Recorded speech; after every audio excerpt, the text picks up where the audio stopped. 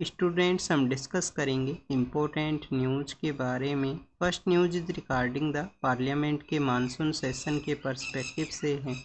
Parliamentary proceeding के दौरान में अपोजिशन का जो पॉलिटिकल पार्टीज हैं उनके द्वारा कंटिन्यूस प्रोटेस्ट किया गया। इसी वजह से पार्लियामेंट्री प्रोसीडिंग के अंदर जो डिस्टर्बेंस है वो देखने के लिए मिला है।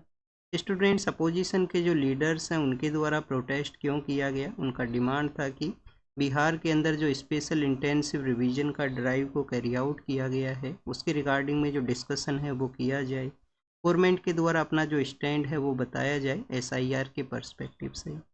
स्टूडेंट्स ओवर द ईयर्स आपने ऑब्जर्व किया होगा कि पार्लियामेंट का जब भी सेशन कंडक्ट होता है तो उसका जो प्रोसीडिंग्स है उसके अंदर में इसी तरीके से आपको डिस्टर्बेंस है वो देखने के लिए मिलता है। और ये जो डिस्टर्बेंस है हमारा जो क्वालिटी लेजिस्लेटिव प्रोसेस है कि जो बिल हैं उनको क्वालिटी वे के अंदर डिस्कस किया जाए, उनको डिबेट किया जाए, तो उसको भी ये इम्पैक्ट है वो किया करता है। अगर हम कंपेयर करें हमारा जो इनिशियल पार्ट ऑफ पार्लियामेंट का जो प्रोसीडिंग हुआ करता था और प्रेजेंट समय के साथ में, तो आप देखिए कि लास्ट ईयर पीआरएस के द्वारा, पीआरएस नाम का एक इंस्टीट्यूशन है जिनके द्वारा लेजिस्लेटिव प्रोसेस को एग्जामिन है वो किया जाता है, उसको ट्रैक है वो किया करते हैं। तो पीआरएस के द्वारा एक रिपोर्ट के अंदर में बताया गया था कि हमारा जो फर्स्ट पार्लियामेंट का सीटिंग हुआ करता था तो एनुअल बेसिस के ऊपर में 135 डेज का जो मीटिंग है वो कंडक्ट होते, मीन्स 135 डेज के अराउंड में पार्लियामेंट है वो मिला करता था। अगर हम 17 लोकसभा के पर्सपेक्टिव से इसको रीड करें तो 17 लोकसभा के अंदर में एनुअल बेसिस के ऊपर ये जो डेज हैं वो एवरेज रूप से 55 डेज हैं।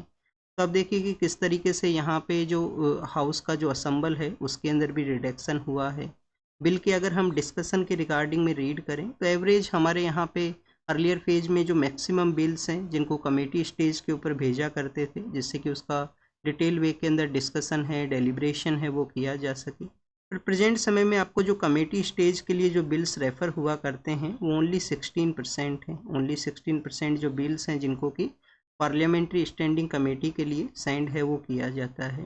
नेक्स्ट अगर हम बात करें स्टूडेंट्स, कुछ तो ऐसे भी बिल हैं जिनको कि 2 वीक्स के अंदर ही इंट्रोड्यूस करने के बाद में उनको एक्ट के रूप से उनको जो पास है वो करवा लिया गया। एक्ट तो आप देखिए कि प्रेसिडेंट का जब असेंट उनको मिलता है आर्टिकल 111 के थ्रू, तो उसी समय में वो एक्ट के रूप से एग्जिस्टेंस में आते हैं।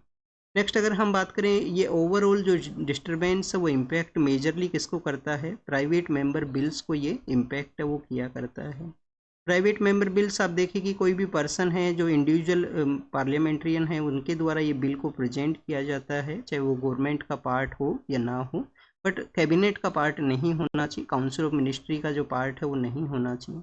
तो स्टूडेंट्स इंडिविजुअल बेसिस के ऊपर में ये बिल यहाँ पे प्रेजेंट होता है। एक तो इनका जो डिस्कशन डे है वो फ्राइडे का डे हुआ करता है। उस समय मैक्सिमम जो एमपीज हैं वो अपने कॉन्स्टिट्यूएंसीज के लिए रिटर्न करते हैं वहाँ पे लोगों से कनेक्ट करने के लिए। आप देखिए कि एक तो उसका जो डे है वो कम्प्लीटली ओड डे है, इस तरीके से डिफरेंट डे है। थर्ड अगर हम बात करें डिस्टर्बेंस की वजह से इम्पेक्ट करता है। लास्ट टाइम 1970 के समय जो पार्लियामेंट्री जो प्राइवेट मेंबर बिल है उसको कि पास है वो किया गया था पार्लियामेंट के अंदर में। रिसेंटली भी आप देखिए कि हमारे कुछ एमपीज हैं जिनके द्वारा काफ़ी अच्छे अच्छे बिल हैं वो लाए गए हैं एज ए प्राइवेट मेंबर के रूप से। जैसे श्रुति सिवा का जो बिल था ट्रांसजेंडर पर्सनस के रिगार्डिंग में 2014 के समय में, जो सदर्न इंडिया से एमपी हैं वो बिलोंग किया करते हैं सदर्न इंडिया का पॉलिटिकल पार्टी से।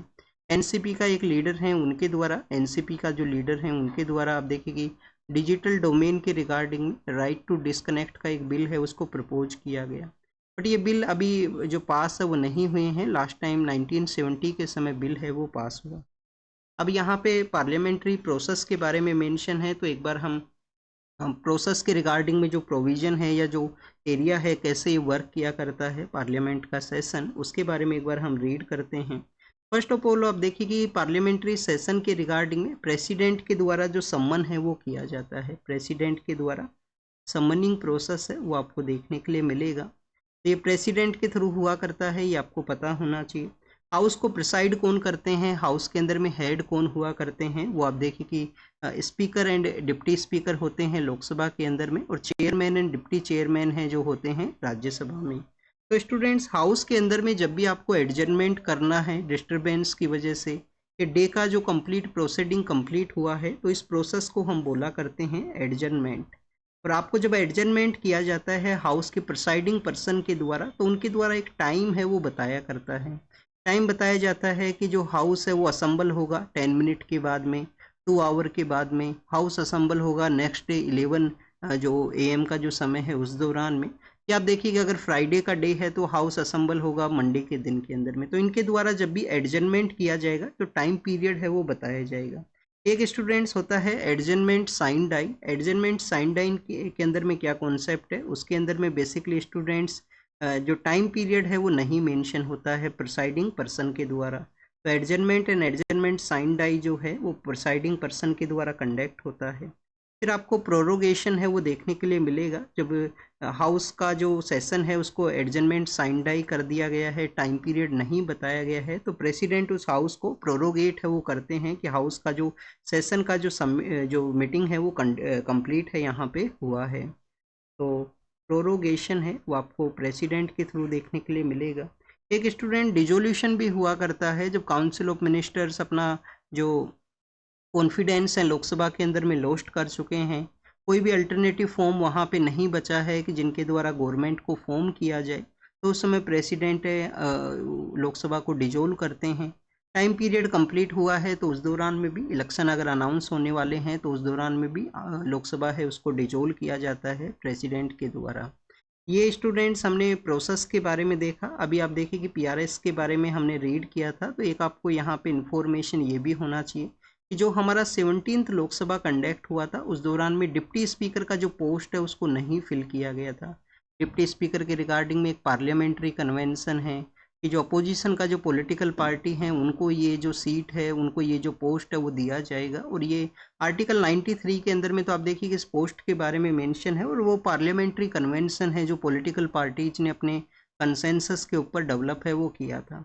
इस लोकसभा के अंदर में ये पार्लियामेंट्री कंसेंसस है वो डेवलपमेंट में आया था कि जो डिप्टी स्पीकर का पोस्ट है वो अपोजिशन का पॉलिटिकल पार्टी को रहेगा। ये आप कमेंट सेक्शन के अंदर बताना, ये आपका होमवर्क है डिप्टी स्पीकर के रिगार्डिंग में।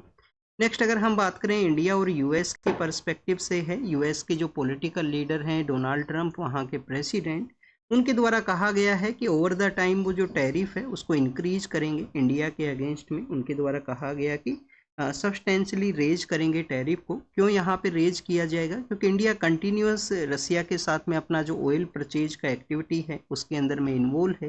और आप देखिए कि इंडिया को उन्होंने बेनिफिट भी बताया है कि इंडिया रसिया से अपना ऑयल है उसको बाई करता है, रसिया से अपना ऑयल है उसको खरीदता है, और उसके बाद में ओपन मार्केट के अंदर में भी उसको सेल किया करता है, ओपन मार्केट के अंदर में उसको सेल करता है और उसको काफ़ी ज़्यादा यहाँ पे प्रॉफिट है या बेनिफिट है वो गेन होता है। तो ये उनके द्वारा यहाँ पे मेंशन किया गया।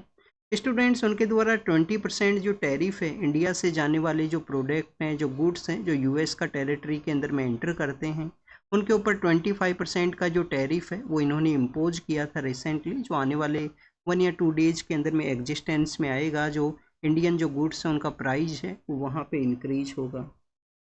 नेक्स्ट अगर हम बात करें स्टूडेंट्स इंडिया के पर्सपेक्टिव से इसको कैसे काउंटर किया गया, इंडिया ने बताया है कि ऑलरेडी US आप देखिए कि US का भी रसिया के साथ में काफ़ी अच्छा परचेज रहा है। अपना जो उनका जो न्यूक्लियर इंडस्ट्री है उसके रिगार्डिंग में आप देखिए कि हेक्सा फ्लोराइड का ज़रूरत होता है न्यूक्लियर इंडस्ट्री के अंदर में। तो हेक्सा फ्लोराइड है जो इन्होंने कंटिन्यूस रसिया से परचेज किया है, हेक्सा फ्लोराइड है उसको कंटिन्यूस रसिया से परचेज किया है।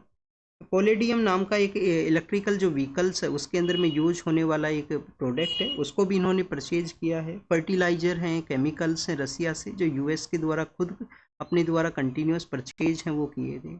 यूरोपियन यूनियन आप देखिए कि ऑलरेडी इस मंथ से पहले उनके द्वारा कंटिन्यूस जेट गैस है उसको परचेज किया गया था रसिया से। तो रसिया का जो गैस है उसके ऊपर में यूरोपियन यूनियन के काफ़ी सारे कंट्रीज हैं वो डिपेंड करते हैं। तो क्या इन कंट्रीज के द्वारा रसिया यूक्रेन का जो कन्फ्लिक्ट है उसको रसिया को फंड नहीं किया गया इस तरीके के परचेज के थ्रू, जो इनके द्वारा इंडिया के अगेंस्ट में ऐसे एलिगेशंस हैं वो लगाए गए। तो ये बेसिकली इंडिया का स्टैंड था। US के जो लीडर हैं उनके द्वारा कंटिन्यूस उसको सब्सटेंशियली रेज करने के बारे में कहा गया है। एग्ज़ाम के लिए क्या इंपॉर्टेंट है, एग्ज़ाम के लिए आपको टैरिफ के बारे में पता होना चाहिए कि टैरिफ प्रोसेस किस तरीके से एग्जिस्ट करता है, इंडिया क्यों वहाँ से परचेज करता है रसिया से, क्योंकि इस समय इंडिया को जो डिस्काउंट के ऊपर में अवेलेबल है। अब हमारे यहाँ पे आप देखें कि जो मैक्सिमम हम ऑयल है वो बाहर की किसी कंट्री से ही परचेज है वो किया करते हैं। हमारे यहाँ पे डोमेस्टिक जो प्रोडक्शन है वो काफ़ी कम है। डोमेस्टिक प्रोडक्शन के अंदर में आप देखिए कि बॉम्बे हाई का रीजन है जहाँ से कुछ प्रोड्यूस हुआ करता है। कुछ प्रोडक्शन आपको नॉर्थ ईस्टर्न जो स्टेट्स हैं, जो दिग्बोई रिफाइनरी है वहाँ पे, बट वहाँ पे जो क्वालिटी है वो कम्प्लीटली आप देखिए कि वैक्सी, वहाँ पे जो जो पेट्रोल जो निकलता है वैक्स, वहाँ पे वैक्स का कंटेंट है वो काफ़ी ज़्यादा है। नेक्स्ट अगर हम बात करें दिल्ली के पर्सपेक्टिव से है, एक दिल्ली के मिनिस्टर थे जिनको सीबीआई के द्वारा कुछ करप्शन के या एक्स्ट्रा बेनिफिट गेन करने के रिगार्डिंग में उनको अरेस्ट किया गया था। अब आप देखिए उनके अगेंस्ट में जो एविडेंस है वो सीबीआई के द्वारा नहीं प्रेजेंट किए गए और उनका केस है उसको क्लोजर किया गया है। अपोजिशन का जो पॉलिटिकल पार्टी है, जिस पॉलिटिकल पार्टी से वो बिलोंग किया करते थे, आम आदमी पार्टी हैं, उनके द्वारा एलिगेशंस लगाया गया, इस तरीके से एजेंसीज हैं उनका मिसयूज किया गया है एक पॉलिटिकल वेंडेटा के रूप से। अब आप देखिए कि जो दिल्ली का जो प्रेजेंट सीएम है उनके द्वारा कैग का जो फाइल है, कैग का जो रिपोर्ट है उसको प्रेजेंट किया जाएगा पार्लियामेंट के अंदर में। कैग कौन होते हैं students? Controller and auditor general.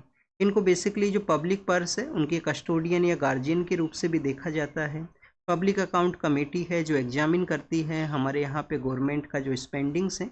तो पब्लिक अकाउंट कमेटी के आप देखिए कि फ्रेंड, फिलोसफर एंड गाइड के रूप से भी इनको देखते हैं। स्टेट्स का जो फाइनेंशियल सिचुएशन है, उनका जो स्पेंडिंग है, इरेगुलेटरीज है, उसके रिगार्डिंग में इनके द्वारा अपने जो डिसीजन है अपनी रिपोर्ट के अंदर में मेंशन है वो किया करते हैं।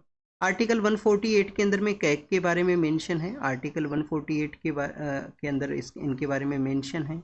इनका जो टर्म है, क्वालिफिकेशन है, ये बेसिक फैक्ट्स हैं जो आपको यूपीएससी के रिगार्डिंग में तो आपको याद होने ही चाहिए। यूपीएससी यहाँ से क्वेश्चन है वो पूछ सकता है। ओवल का जो टेस्ट है, ओवल आप देखिए कि ग्राउंड का नेम है। ओवल वहाँ पे जो ग्राउंड के जो स्पॉन्सर हैं उनको उनके नेम के बेसिस पे उसका नाम किया गया है, जो लंदन के अंदर ही सिचुएटेड है। तो ओवल के ग्राउंड के अंदर में टेस्ट मैच है वो कंडक्ट हुआ था। अब आप देखिए कि टेस्ट मैच क्या होता है। एक 5 डेज का क्रिकेट मैच होता है, जो क्रिकेट का एक फॉर्मेट है जो टेस्ट मैच कंडक्ट होता है। तो उसके अंदर में इंडिया और जो डेट इंग्लैंड का जो टीम है उनके द्वारा compete किया गया, जिसमें जो ट्रॉफी है वो 2:2 से यहाँ पे जो इक्वल है वो रहा। मीन्स ट्रॉफी के अंदर में कोई भी टीम है उन्होंने विक्ट्री है वो नहीं अचीव किया। अब इसके अंदर में काफ़ी जो ड्रामेटिक जो यहाँ पे मोमेंट है वो बताया गया है कि जिसके अंदर में लास्ट टाइम जो पॉसिबिलिटीज़ नहीं था उस पॉसिबिलिटीज़ को पॉसिबल किया है इंडियन प्लेयर्स ने वहाँ पे अपनी परफॉर्मेंस के थ्रू में। एग्ज़ाम के लिए तो क्या इम्पोर्टेंट है, एग्ज़ाम के लिए ज़्यादा कुछ इम्पोर्टेंट यहाँ से कुछ भी नहीं है, बट आपको एक यहाँ पे बेसिक इन्फॉर्मेशन होना चाहिए। आप देखिए कि यूएस के जो प्रेसिडेंट ऑफिस हैं उसको भी हम काफ़ी बार ओवल ऑफिस के रूप से कंसिडर किया जाता है उसका शेप एंड साइज़ के रिगार्डिंग में। यूएस के प्रेसिडेंट का जो ऑफिस है जिसको काफ़ी बार क्या कहा जाता है, ओवल ऑफिस कहा जाता है। ये आप एडिटोरियल्स के अंदर में रीड करोगे। अगर आप आईआर के रिगार्डिंग में पढ़ाई करते हो, आईआर आपका ऑप्शनल है, तो आपने आईआर के जो यहाँ पे एक्सपर्ट पर्सन जो एडिटोरियल लिखा करते हैं, तो यूएस ऑफिस प्रेसिडेंट ऑफिस को ओवल ऑफिस है वो कंसिडर करते हैं। नेक्स्ट आप देखिए कि यूनाइटेड किंगडम का यूनिफिकेशन आपको पता होना चाहिए। सपोज कीजिए स्टूडेंट्स ये यूनाइटेड किंगडम है, सपोज कीजिए इंग्लैंड है। इंग्लैंड का जो वेस्टर्न पार्ट है यहाँ पे जो एरिया है इस एरिया को बोला करते हैं वेल्स के नाम से। किसके नाम से बोला करते हैं स्टूडेंट्स? वेल्स के नाम से। तो सबसे पहले वेल्स को एडजॉइन करता है इंग्लैंड, यहाँ पे एडजॉइन करता है। फिर नॉर्दर्न पार्ट के अंदर में आप देखिए कि यहाँ पे जो रीजन है उसको बोलते हैं स्कॉटलैंड, उसको बोलते हैं स्कॉटलैंड। 1707 के समय एक्ट ऑफ यूनियन एग्जिस्टेंस में आता है और उसके थ्रू स्कॉटलैंड है वो इंक्लूड होता है इंग्लैंड के अंदर में। तो स्कॉटलैंड यहाँ पे इंक्लूड हुआ, वेल्स ऑलरेडी इंक्लूडेड हो चुका है। फिर स्टूडेंट्स यहाँ पे एक आइलैंड पार्ट है जिसको आयरलैंड कंसिडर करते हैं। तो आयरलैंड आप देखिए कि आयरलैंड को भी फिर बाद में अपने एरिया के अंदर में ऐड है वो कर लिया गया था। बाद में आयरलैंड का बाइफर्केशन होता है, नॉर्दर्न आयरलैंड है वो डिफरेंट है और आयरलैंड जो रिपब्लिक है वो डिफरेंट है। तो इस तरीके से ये जो कंप्लीट टेरिटरीज हैं, यहाँ पे जो कंप्लीट टेरिटरीज हैं ये यूनाइटेड किंगडम का पार्ट है और जो इंग्लैंड है वो यहाँ पे सिचुएटेड है सदर्न पार्ट के अंदर में। तो ये यूनाइटेड किंगडम के यूनिफिकेशन के बारे में हमने देखा। नेक्स्ट आप देखिए कि झारखंड के एक पॉलिटिकल लीडर हैं, झारखंड के फॉर्मर चीफ मिनिस्टर भी रहे हैं, यूनियन मिनिस्टर्स भी रहे हैं, शिबू सोरेन साहब, क्योंकि ट्राइबल्स के लीडर हुआ करते थे, उनका डेथ है वो हुआ है। एग्जाम के लिए क्या इंपॉर्टेंट है इनके पर्सपेक्टिव से, फर्स्ट ऑफ ऑल स्टूडेंट्स, इनका एक पॉलिटिकल पार्टी है झारखंड मुक्ति मोर्चा। तो क्या कोई स्टेट के बेसिस के ऊपर पॉलिटिकल पार्टी को फॉर्म किया जा सकता है? स्टूडेंट, जब इनके द्वारा पॉलिटिकल पार्टी को बनाया गया था 1971 या 70s के समय में, उस दौरान में आप देखिए कि झारखंड नाम का जो स्टेट है वो नहीं होता था। तो ये झारखंड स्टेट कब बनता है? 3 स्टेट्स हैं जिनको क्रिएट किया गया था 2000 के समय में। कौन कौन से स्टेट हैं? बिहार से जो अलग होके बनता है वो है झारखंड, बिहार से अलग होके झारखंड बनता है। मध्य प्रदेश से अलग होके जो बनता है वो छत्तीसगढ़ है। और आप देखिए उत्तर प्रदेश से जो डिफरेंट होके जो बनता है वो उत्तराखंड है। तो ये 3 स्टेट्स हैं वो बनाए गए थे 2000 के समय में, इन स्टेट्स को क्रिएट किया गया। ट्राइबल जो वो पर्सन है, ट्राइबल पॉलिटिक्स है, उसको हमारे पॉलिटिकल डोमेन के अंदर में असर्ट है वो किया जा सके, ये इनका कंप्लीटली जो मूवमेंट है उसके दौरान में देखने के लिए मिला। ये जो शिबू सोरेन साहब हैं, इनको आप देखें कि दिसोम गुरु के नाम से भी जाना करते हैं। वहाँ के पॉलिटिकल डोमेन के अंदर में इनको दिसोम गुरु कहा करते हैं। दिसोम गुरु मीन्स क्या है स्टूडेंट्स? दिसोम गुरु है कि जिनके द्वारा डायरेक्शन को शो किया जाए। वैसे जो गुरु वर्ड है उसका भी मीनिंग आप देखिए यही है कि जो अंधकार से प्रकाश के लिए, डार्कनेस से लाइट के लिए जो लेके जाए, जो डायरेक्शन को शो करे, तो उसी तरीके से इनको दिसोम गुरु हैं वो कहा करते हैं। कौन कौन से इनके द्वारा मूवमेंट किए गए ट्राइबल कैरेक्टर और उनको अपलिफ्ट करने के लिए, पॉवर्टी और डेप्रीवेशन से उनको बाहर निकालने के लिए इनका एक मूवमेंट रहा। संताल ट्राइबल कम्युनिटी से बिलोंग किया करते हैं, संताल नाम का जो ट्राइबल कम्युनिटी है उनसे बिलोंग किया करते हैं। तो स्टूडेंट्स, उसके अलावा उलगुलान का जो आप देखिए कि वहाँ पे मूवमेंट था जो भगवान बिरसा मुंडा के समय शुरू किया गया था छोटा नागपुर प्लेट्यू के अंदर में, इसमें कंटिन्यूस मनी लेंडर हैं वहाँ पे, जो आउटसाइडर पर्सन है जिनको कि क्या बोला करते हैं, डीकू बोला करते हैं, आउटसाइडर पर्सनस को डीकू बोला करते हैं। तो उनके अगेंस्ट में जो वहाँ पे फ्यूडल जो प्रैक्टिस हुआ करता था उसके अगेंस्ट में इनके द्वारा वॉइस है उसको रेज किया गया।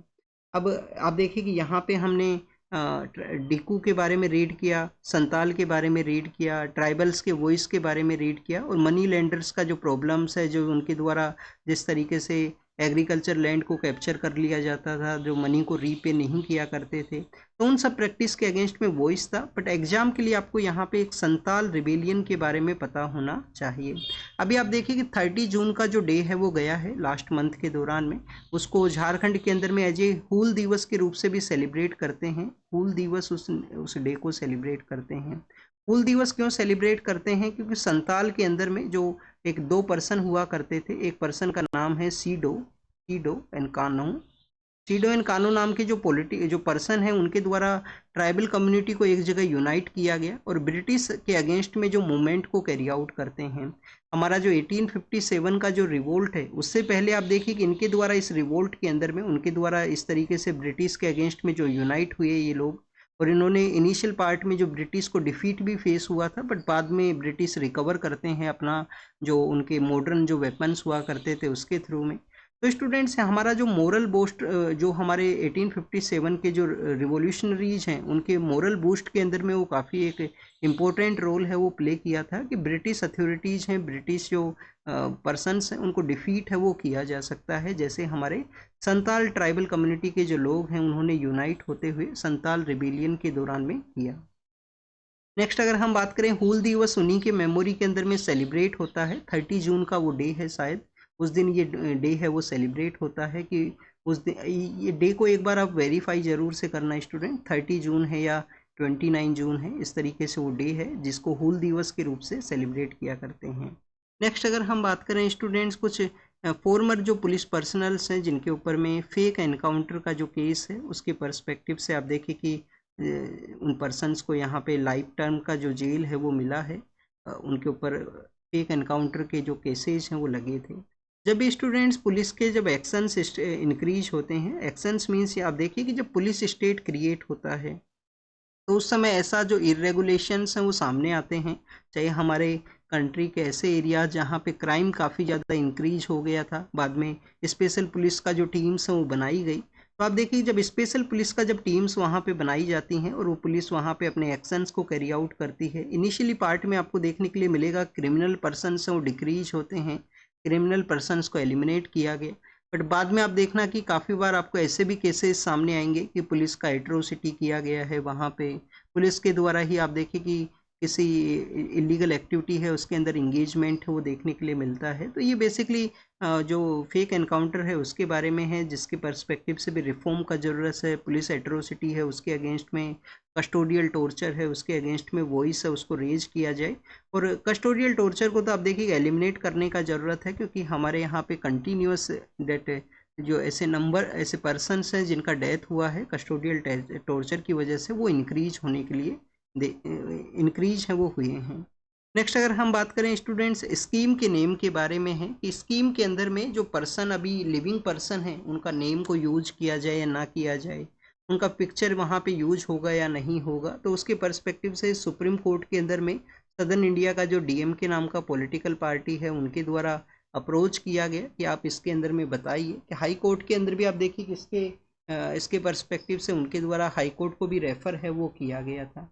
तो स्टूडेंट्स एक तो आप देखिए कि यहाँ पे जो इलेक्शन के जो रूल्स हैं, जो इलेक्शन सिंबल रूल हैं उसके अंदर में बताते हैं जब भी कोई इलेक्शन प्रोसेस एग्जिस्टेंस में है तो ड्यूरिंग द इलेक्शन प्रोसेस के अंदर में आप उसका पैराग्राफ 16A है इलेक्शन जो सिंबल रूल्स 1968 के अंडर में, कि आप जब भी कोई यहाँ पे इलेक्शन प्रोसेस है तो उस दौरान में आप कोई पर्सन है उनका नेम को यूज नहीं कर सकते बेनिफिट गेन करने के रिगार्डिंग में, अगर कोई पर्सन है वो लिविंग पर्सन है। अभी तमिलनाडु के वहाँ पे डेट कोई इलेक्शन प्रोसेस है वो एग्जिस्टेंस में नहीं है। नेक्स्ट अगर हम बात करें अगर स्टूडेंट्स फोटो के बारे में, तो आप देखिए कि एक सुप्रीम कोर्ट का एक केस है common chaos versus union of India, जिसके अंदर में गवर्नमेंट एडवर्टाइजमेंट के बारे में तो मेंशन किया गया है। गवर्नमेंट एडवर्टाइजमेंट किस तरीके से कि गवर्नमेंट कोई भी तमिलनाडु का सपोज कीजिए गवर्नमेंट है वो न्यूज़पेपर के अंदर में एडवर्टाइजमेंट देता है, तो वहाँ पे जो फ़ोटो यूज़ की जाएंगी वो फ़ोटो यूज कर सकते हैं, गवर्नर का यूज कर सकते हैं, सीएम का यूज कर सकते हैं। इसके अलावा आप देखिए कि प्रेसिडेंट का भी फ़ोटो वो यूज कर सकते हैं, और यहाँ पे जो पीएम सर हैं उनका भी फ़ोटो यूज हो सकता है। इसके अलावा एक सीजीआई सर का पोस्ट है कि उनका फ़ोटो यूज किया जा सकता है। ये ओनली 5 ऐसी पोस्ट हैं जिनको बताया गया। अर्लियर फेज में ऐसा हुआ करता था कि जब कोई गवर्नमेंट पावर में है तो अपना कैबिनेट का फ़ोटो उनके द्वारा यूज किया गया। जिस पॉलिटिकल पार्टी से वो बिलोंग करते हैं उस पॉलिटिकल पार्टी के जो प्रेसिडेंट हैं, जो पर्सन हैं, उनका फ़ोटो वहाँ पे यूज किया गया। तो स्टूडेंट्स ऐसी फ़ोटो यूज की जाती थी अपने पॉलिटिकल जो अवेयरनेस है, पॉलिटिकल कैंपेन को इंक्रीज करने के रिगार्डिंग में, जिससे लोग उनसे मोर कनेक्ट हों, मोर अपना जो फेस है वो लोगों तक उनका पहुँचे। तो उसके रिगार्डिंग में रेगुलेशन लाए गए थे common chaos versus union of India case के थ्रू। नेक्स्ट अगर हम बात करें एमजी नरेगा के बारे में है कि हाई कोर्ट के द्वारा ऑर्डर दिया गया कि फिर से जो एमजी नरेगा है रूरल एम्प्लॉयमेंट का जो गारंटी स्कीम है उसको रिज्यूम किया जाए, बट स्टिल आप देखिए कि स्टोर्ड सिचुएशन के अंदर में आपको देखने के लिए मिलता है। 2022 के समय वेस्ट बंगाल के वहाँ पे सेंट्रल गवर्नमेंट के द्वारा एलिगेशन लगते हैं करप्शन के, वहाँ पे करप्शन के एलिगेशंस लगते हैं कि मिसयूज हुआ है फंड के अंदर में। आप देखिए कि प्रॉपर वे के अंदर उसका यूटिलाइजेशन नहीं देखने के लिए मिला है। तो स्टूडेंट्स उसके रिगार्डिंग में जो एमजी नरेगा है 2005 का ये जो एक्ट है Mahatma Gandhi national rural employment guarantee scheme, इस एमजी नरेगा के एक एक्ट के थ्रू, एमजी नरेगा का जो एक्ट है उसके थ्रू इस फंड यहाँ पे जो स्कीम है उसको स्टॉल है वो कर दिया गया था, इसको रोक है वो दिया गया था।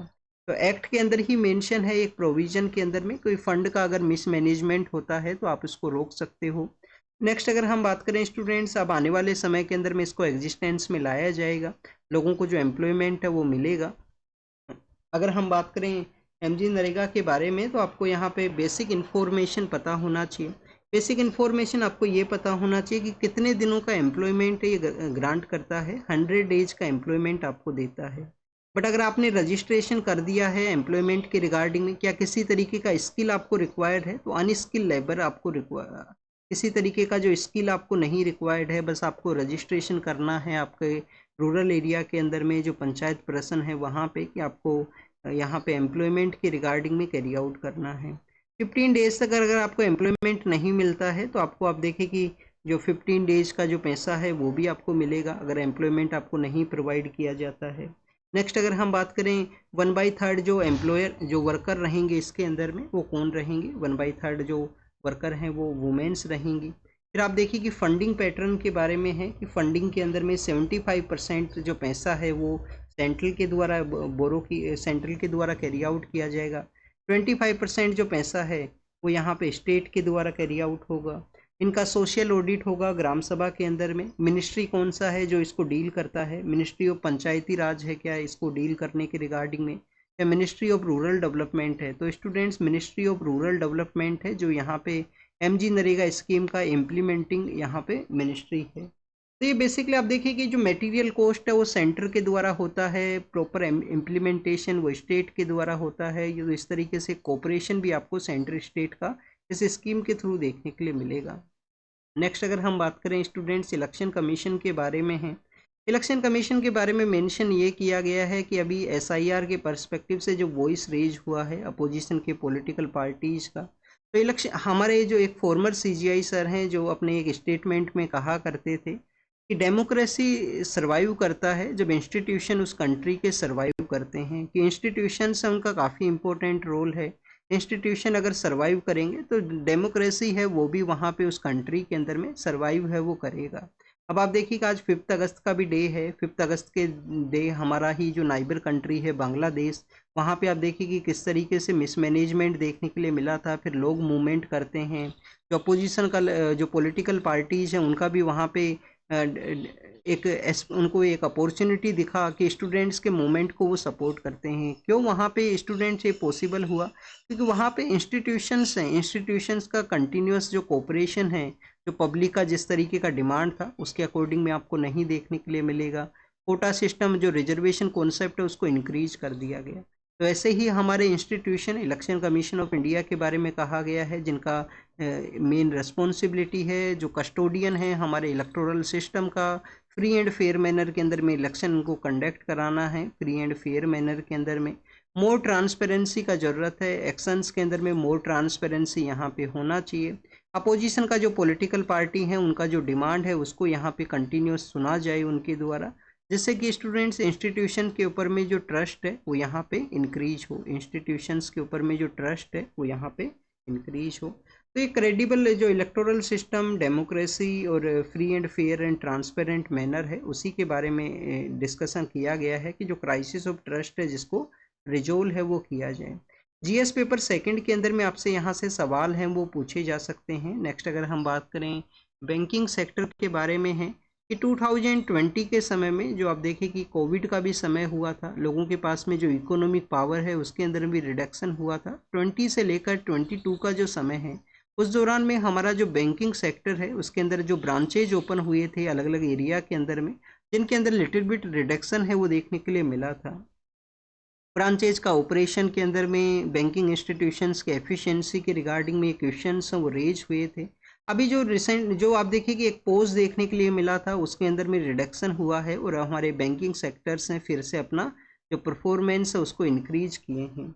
इसी के अंदर में बताया ये गया है कि फिजिकल प्रेजेंस है वो कंटिन्यूस एक्सपेंड सिचुएशन के अंदर में है। फिजिकल प्रेजेंस का एक्सपेंड हुआ है बैंकिंग सेक्टर का, फिजिकल प्रेजेंस इनका जो ब्रांचेज हैं वो यहाँ पे ओपन हुई हैं।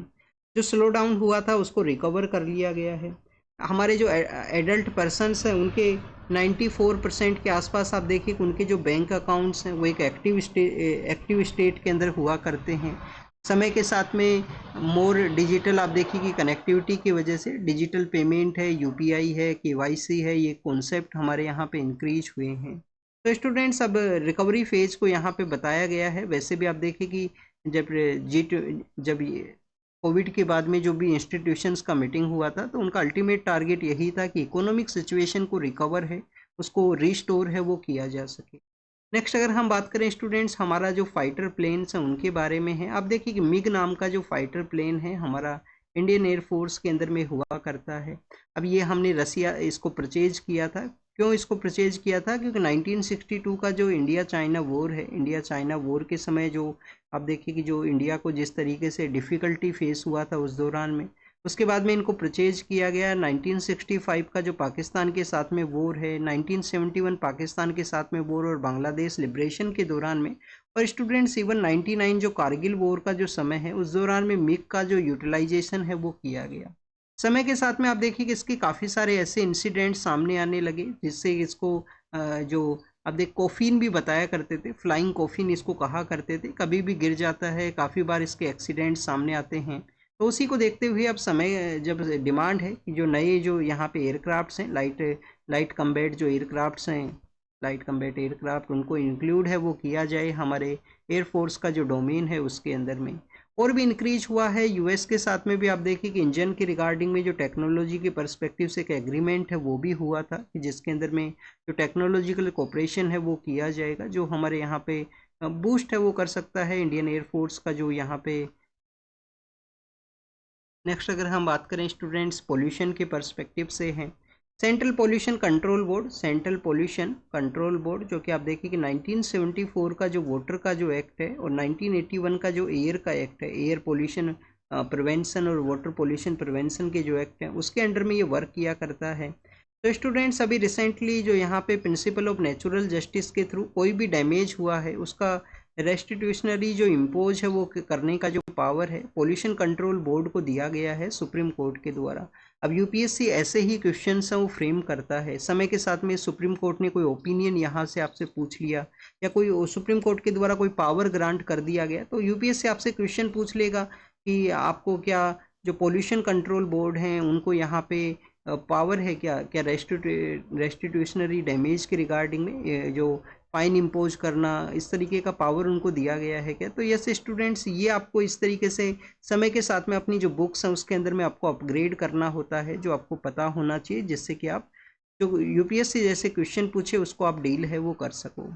नेक्स्ट अगर हम बात करें स्टूडेंट्स यहाँ पे डेट इस प्रिंसिपल के थ्रू ये पावर दिया गया, प्रिंसिपल ऑफ नेचुरल जस्टिस एक वर्क किया करता है, प्रिंसिपल ऑफ नेचुरल जस्टिस, उसके थ्रू ये जो पावर है वो यहाँ पे मिला है। नेक्स्ट आप देखिए कि यहाँ पे एशियन टोर्टोइज के बारे में है। नागालैंड का जो कम्युनिटी रिजर्व है वहाँ पे एशियन टोर्टोइज है उसको रेंट्रोड्यूस है वो किया गया। अर्लियर फेज के अंदर में नागालैंड का जो जियोलॉजिकल पार्क है वहाँ पे इनको रखा गया था, वहाँ पे इनको इन सिटू वे के अंदर में आप देखिए कि जो तैयार है वो किया गया। इनलैंड टर्टल जो हमारा इंडियन टर्टल कंजर्वेशन जो प्रोग्राम है, इंडियन टर्टल कंजर्वेशन प्रोग्राम है, उसके थ्रू उनको बेसिकली जो जिस तरीके से उनको रीइंट्रोड्यूस करना था उसके रिगार्डिंग में डेवलपमेंट है वो हुआ है। रीइंट्रोड्यूस कहाँ पे किया गया है, जेलियांग नाम का एक कम्युनिटी रिजर्व है नागालैंड के अंदर में, वहाँ पे उनको रीइंट्रोड्यूस किया गया। इनका जो IUCN स्टेटस है वो क्या है स्टूडेंट्स, क्रिटिकली एंडेंजर्ड इनका IUCN स्टेटस है, क्रिटिकली एंडेंजर्ड है। और आप देखिए कि 1 डिकेड पहले ये वाइप आउट हो चुके थे, इनके नंबर से वो कम्प्लीटली जीरो के नंबर के अंदर में पहुँच चुके थे नागालैंड के वहाँ पे। अब इन डेट एशियन जो टोर्टोइज हैं उनको वापस से लाया गया है। काफ़ी लार्जेस्ट होते हैं मेनलैंड एशिया के अंदर में, वन ऑफ द लार्जेस्ट ये टोर्टोइज हैं वो हुआ करते हैं। बांग्लादेश के वहाँ पे सुंदरबन के एरिया में रहने वाले हमारे जो फिशरमैन्स हैं जिनको कि अरेस्ट कर लिया गया है बांग्लादेश के वहाँ पे, तो इंडियन अथॉरिटीज़ कंटिन्यूस डिस्कशन के अंदर में हैं। किसी भी तरीके का जो क्लरिकल एरर है आपके डॉक्यूमेंट्स के अंदर में जो हमारे यहाँ पे काफ़ी कॉमन है, specially rural and isolated areas के अंदर में जहाँ पे मिस स्पेल है उसको काफ़ी चेंज करके आप देखिए कि ऐड है वो कर दिया जाता है। तो एक पर्सन का यहाँ पे स्टोरी बताया गया है कि कैसे उनका एक जो आप देखिए कि अल्फ़ाबेट है वो डिफरेंट था और उसकी वजह से उनको कम्प्लीटली जो यहाँ पे इस तरीके का डिफ़िकल्टी हुआ उनके सिटीजनशिप के रिगार्डिंग में। नेक्स्ट अगर हम बात करें student south east Asian countries के बारे में है, वहाँ पे आप देखिए कि पाम ऑयल है, पाम ऑयल जिस तरीके से वहाँ पे इंक्रीज हुआ है तो उसी के बारे में यहाँ पे बताया गया है कि ओल्ड ट्री एजिंग फार्मर्स को वर्सन आउटलुक आप देखिए कि पाम ऑयल एक्सपोर्ट के रिगार्डिंग में। Over the years palm oil का जिस तरीके से डिमांड इंक्रीज हुआ, वहाँ पे जो इक्वेटोरियल जो फॉरेस्ट है उनको आप देखिए कि कट है वो किया गया था, पाम ऑयल वहाँ पे इंट्रोड्यूस किए गए थे। तो ये हमारा जो अर्थ का जो आप देखिए कि जो क्लाइमेट चेंज और उसके रिगार्डिंग में जो हमारा जो लंग्स के रूप से जो काम करते हैं इक्वेटोरियल फॉरेस्ट, उनका भी इम्पैक्ट है वो हुआ है। नेक्स्ट अगर हम बात करें स्टूडेंट सूडान के बारे में है, सूडान के अंदर में जो पैरामिलिट्री है उनके द्वारा कुछ लोगों को एलिमिनेट किया गया है। दरफूर का एक रीजन है, ये रीजन आपको पता होना चाहिए। दरफूर जो कहाँ पे है, सूडान के अंदर में है दरफूर का रीजन। साउथ कोरिया के अंदर में है, north Korea and south Korea. आप देखिए कि जब उनका कन्फ्लिक्ट था, इंडिया का भी एक रोल है वहाँ पे दोनों कंट्रीज का जो कन्फ्लिक्ट है उसको रिजोल्व करने के रिगार्डिंग में इंडिया ने वहाँ पे एक्टिवली पार्टिसिपेट है वो किया था। तो साउथ कोरिया ने जो लाउड स्पीकर्स हैं नॉर्दर्न कोरिया के बॉर्डर के ऊपर में आप देखिए बॉर्डर के ऊपर में जो लाउड स्पीकर्स हैं उनको रिड्यूस है वो किया है। अफगानिस्तान के बारे में है कि वहाँ पे यूएन का एक रिपोर्ट बताता है वर्ल्ड फूड प्रोग्राम का कि अफगानिस्तान के अंदर में जो चाइल्ड माल न्यूट्रिशन है वो इंक्रीज हुआ है, चाइल्ड के अंदर में जो न्यूट्रिएंट क्वालिटी है जो फूड इनटेक का वो रिड्यूस है वो हुआ है। नेक्स्ट आप देखिए कि ईरान के वहाँ पे एक नया कमेटी बनाया गया, सुप्रीम एक कमेटी बना है नेशनल डिफेंस काउंसिल, जिसके थ्रू इजराइल ने जैसे स्ट्राइक किया था ईरान के वहाँ पे, तो उसके पर्सपेक्टिव से अब आपको यहाँ पे आप देखिए कि ईरान का जो एरिया है वो अफगानिस्तान के साथ में भी शेयर होता है अफगानिस्तान, और ये जो एरिया है जो ईस्टर्न पार्ट ऑफ ईरान है, western part of Pakistan and southern part of Afghanistan, इसको बलूचिस्तान के नाम से जानते हैं। बलूच कम्युनिटी के जो लोग हैं वो वहाँ पे रहा करते हैं। बांग्लादेश के अंदर में स्टूडेंट्स 1 ईयर कंप्लीट हुआ है, और आप देखिए कि बांग्लादेश के 1 ईयर के बाद में वहाँ पे इलेक्शंस हैं वो कंडक्ट नहीं हुए हैं। 175 मिलियन के आसपास लोग हैं, उस पॉपुलेशन है, हाई अनएम्प्लॉयमेंट रेट है, और आप देखिए कि इस दौरान में वहाँ पे इलेक्शंस हैं वो कंडक्ट होना काफ़ी ज़्यादा ज़रूरत है, क्योंकि जिस तरीके से जो लोगों का जो एस्पिरेशन है उसके अकॉर्डिंग में जो पॉलिटिकल पार्टी है वो पावर के अंदर में आए, और पावर में आए तो वहाँ पे जो अनएम्प्लॉयमेंट है उसको भी रिड्यूस करने के रिगार्डिंग में जो डिसीजंस हैं वो लिए जाएं। अनएम्प्लॉयमेंट ज़्यादा नहीं होना चाहिए किसी भी कंट्री के अंदर में। यूथ को अगर आप प्रॉपर इंगेज नहीं करोगे तो उसके जो बैड इम्पैक्ट्स हैं डिफरेंट वे में आ सकते हैं, प्रोटेस्ट के रूप से आ सकते हैं, रेडिकल एक्टिविटीज़ के रूप से आ सकते हैं। तो इस तरीके से ऐसी सिचुएशन के अंदर में एम्प्लॉयमेंट है, एजुकेशन है, उसको प्रोवाइड करना गवर्नमेंट का एक रिस्पॉन्सिबिलिटी है। तो this is all the information related to the today's newspaper. आप इसको रीड कीजिए, रिवाइज कीजिए, जो भी इंफॉर्मेशन आपको मिला है उसको नोट डाउन कीजिए।